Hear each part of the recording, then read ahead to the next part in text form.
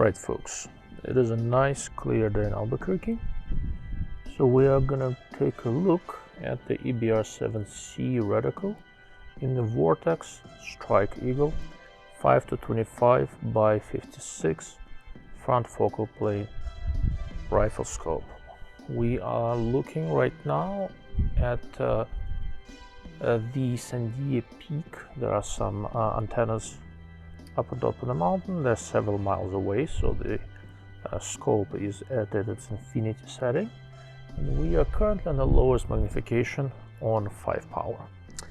The way this is going to go, we will look at a couple of different things. I'll point some stuff out, then we'll settle on one thing to look at, and I'll talk a little bit about the reticle itself and the things I like and the things I don't like about it, and then we shall wrap up. Anyhow, first let's zoom in. Right now we are on 5 power, 6, 8, 10, 12, 16, 20, and 25. I apologize, the wind has picked up a little bit, so there'll be some wind noise. I will do my best to filter it out in post-processing. Okay. It is sufficiently windy that my tripod is moving a little bit, but you can see some antennas at the top of the mountain. Right now I am on infinity parallax, and I don't think I can make it better. If we dial back down to 20, things clean up slightly, but even at 25, given that this is not a very expensive scope, I think the performance is very good. I end up doing the bulk of my shooting around 12 or thereabouts, so this is the side picture that I see most frequently. So this is where we'll sit for a little bit. Optically, overall, the scope was quite nice, and the reticle is going to be sort of an interesting thing. I will say a bunch of things that I don't like about this reticle.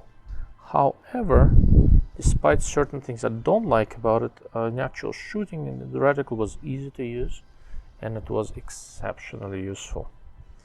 It's nice design. It is clearly popular. Vortex has switched to it from EBR-2C. There's still a couple of things that I'm a little bit mixed on, but reticles are an eye of the beholder, so I'll try to walk you through the things I like and dislike about it, and hopefully that will make you to help you make a better, more informed decision when the time comes for you to purchase a scope. The reticle is an important thing. Every time you look through a scope, the reticle is right there. So this is something that should be an integral part of your purchasing decision. Let's focus on something a little bit closer. My neighbor put this little owl on the roof that I like to look at. Naturally, the owl is a little bit blurry now, simply because the parallax is still set to infinity. I will change that, and we'll see if we can get it into sharp focus. There we go, it's more like it. And now we'll pass the focus.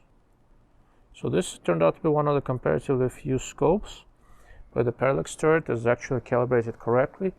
It is right now on just over around 35 yards, and that's the approximate distance to this owl according to my laser rangefinder. It's kind of a nice thing for me to look at, since there's some texture on it, and there is some texture on the slate roof that kind of gives you an idea of the image quality. I always say to not judge image quality based on looking through a scope with a camera, and I stand by that. But still, you know, I spend a lot of time trying to line up the camera behind the scope just right, so that at least you get some idea. It's not a replacement to actually looking through the scope with your own eyes, but it's, you know, it's better than nothing. So let's go through the magnification one more time, and then we'll talk about the reticle. One thing to keep in mind is that the camera I'm using, so we're on 5 power now, The camera I'm using has a fixed focus lens that I focus at infinity. Then I adjust the eyepiece to make the reticle sharp. Virtually all scopes have a little bit of variation with the reticle focus as you zoom through the magnification. Oh, let me rephrase it. Virtually all front focal plate scopes. Because with the reticle located in the front focal plate, all the erector system lenses are between you and the reticle. And they move when you change magnification. So maintaining reticle focus across the whole magnification range is harder with front focal plane scopes, including this one.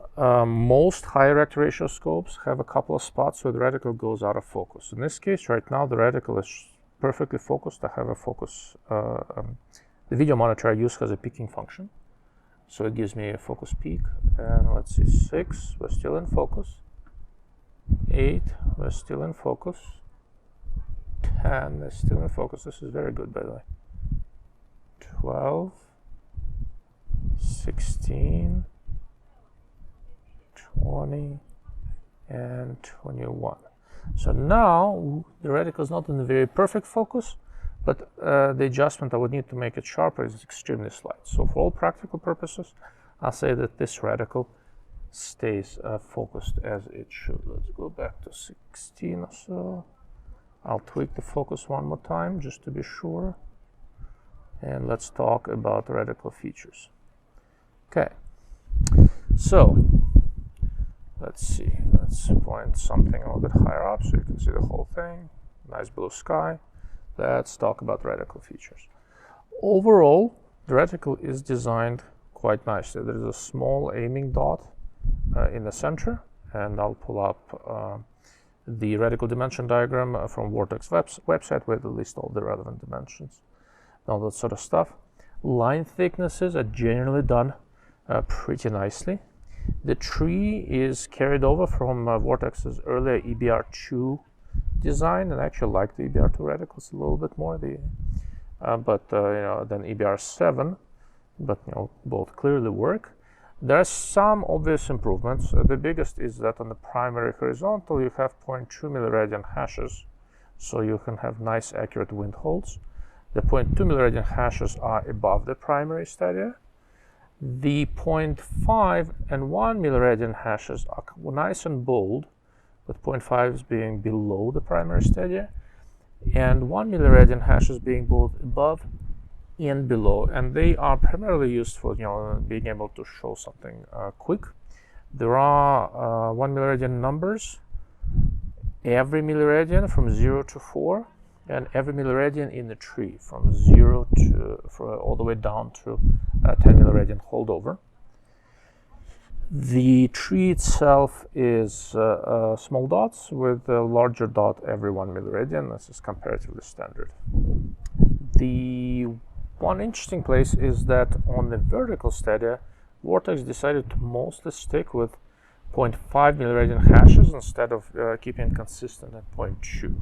And that is really one of the things I don't like. On the other hand, I can't say that it has ever slowed me down from a standpoint of taking a shot or prevented me from taking a shot. So this is purely personal preference. Moving on up along the vertical stadia until we get to about 4 milliradian above center, we're still in 0.5 milliradian steps. And from 4 to 10 milliradian, we have densely packed 0.1 milliradian hashes. Which happens to be one other thing that I don't like too much. It's not a bad idea to have some 0.1s there. Some people like it, some don't. I don't really need them, but honestly don't get in the way too much. But what they've got there is a little bit more than I like. Honestly, I don't even like to have the vertical stadia go all the way up. Here there's then a thin line that goes all the way up. I'm not sure why they did that. From everything that I've experimented with so far, I really prefer it when the reticle goes up to about 5 or so milliradian above center, so between 4 and 6, then stops, because that's roughly where on the longer shots where I'll see trace. So I have some sort of a little reference mark, and I don't fully understand the need for 0.1 milliradian hashes from 4 all the way to 10. I think that's a little distracting. I think it visually takes space and it attracts attention where we don't necessarily need to attract attention. On the horizontal axis, you see this point to the hash arrangement I already described, going from center to plus minus 4 milliradian, and between 4 and 8 we once again have these densely packed 0.1 milliradian hashes. Once again, I don't fully understand why you need quite so many of them, and the thick bars start at plus minus 9 milliradian. On the bottom, the thick bar starts at 11 milliradian below 0. So aside from the 0.1 milliradian hashes, here are the things that I'm mixed on with this reticle. My biggest problem with this reticle is that the primary aiming point is not it's well defined, but it doesn't really stand out too much because it's a very small dot, and the wind hashes are quite a bit larger and they get very close to the center. So there is a lot of stuff happening right around the center, and the primary aiming point is not exceptionally prominent. When I'm tired and I really need to default to just using the center, with this reticle, it's not terribly, it's not difficult, but it's not as easy as some other designs I've seen. Another thing I don't like too much is that they've got numbers every 1 milliradian of the tree, and on the horizontal from center to plus minus 4, they also have numbers every milliradian. They just add to making it a little bit messy. There's just a little bit too much stuff happening there, and it's not quite my thing. I would probably like this reticle quite a bit more if the center was slightly well defined and there was just a little bit less stuff right next to the center. So maybe the center would be a little bit more open with a center dot or a center crosshair. Interestingly, the first EBR-7 reticle had a thin crosshair in the center, and that kept some of these hashes a little bit further away. I actually like that more. Not so much because of the crosshair, but because it kept the busy design elements a little bit further away from center. That having been said, from an actual usage standpoint, other than the center not being terribly prominent, I did not really have any significant issues with it. And if you're the type of a shooter who holds a lot, then what's happening in the center is distance is not that big of a deal for you, because you'll be mostly holding with the tree. However, if you primarily dial elevation and hold wind, so look at the reticle carefully. I know a bunch of people who shoot that way and who use this reticle and like it. So it's clearly a personal preference, but I would suggest taking a closer look. I do like the thick bars. I think on low magnification, they do a pretty decent job. We're back on 5 power of bringing your eye to the center. And interestingly, all those hashes that I don't like, where in my opinion there's a little bit too many of them, too close to the center. When you're on 5 power, they just create enough stuff there to make using this reticle as just a general crosshair a little bit easier. So on 5 power, all this stuff that I'm complaining about actually helps you in a way. Okay, the reticle is illuminated, so I'm going to turn the illumination on and see if we can see it. So this is the brightest. It's not terribly bright. Right now I'm covering the objective with my hand so you can see it. It's really designed for dark backgrounds, and it's a bright day. Reticle illumination is quite even, and everything but the thick bars is illuminated. All the thin lines you see are illuminated, the tree is illuminated, and all sort of stuff. It's not a bad way to go, and we're on 11 now, so 1 is very faint, while generally I prefer to have a little bit less of the reticle illuminated. The way this is executed, I really have no complaints. I've spent a fair amount of time looking at the scope in low light, and I did not really have any issues with it affecting my night adapted vision. So overall, I think the reticle illumination is executed quite nicely. I think Vortex did a very good job with it. Okay. Anyhow, that's pretty much it for the view through the reticle. I hope this all makes sense to you guys. I'm gonna point at another comparatively common target of opportunity for me, this roof. It's not too far away from me, and the hanging lamps that I like that are at about 100 yards. So let's see if I can see them from here. Now I need to be in another spot, pardon me. There we go. So we'll look at the hanging lamps that I like to focus on, and then I'm gonna drag through magnification one more time, and we will wrap up. The field of view of the scope is very wide. Notice that the camera is actually clipping a little bit, despite the fact that I'm on the same exact video setting as I normally am. Because the apparent field of view is very, very wide and wider than the lens I have. I mean, I do have a wider lens, but I wanted to make this video so that it's the same general perspective as the rest of the videos I make. If more scopes become like this, I'll have to switch to a different lens for these measurements. This one is a 21mm lens on a micro four thirds camera, so it's approximately a 42mm equivalent. Anyhow, going up in magnification, 6, 8, 10, 12, and 16, and 20, and 25. And as I said, given the price, I'm quite impressed with the optical quality of this rifle scope. Okay.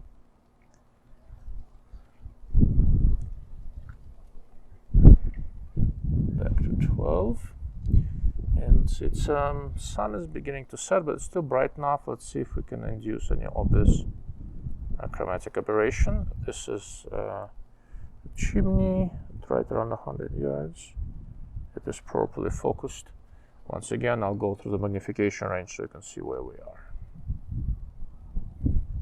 6.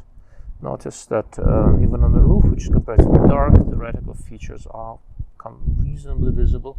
It's the line thicknesses are a nice compromise between precision and visibility. 10, 12, 16, 20, 25. There's a very slight amount of image quality degradation as you get close to 25, but it is quite minor. I think up to 20, 22, the scope is really performing very nicely, and the sharpness contrast level of detail is very respectable. Okay. Let's go back to 12. Alright, if you guys think I missed something, or if you want me to revisit anything, do let me know. I'm gonna be publishing this fairly soon. Overall, I like the scope. The reticle matches the magnification, the thicknesses are done right. I have some complaints about the reticle, but I always have complaints, and a lot of that is really down to personal preference. Thank you for watching.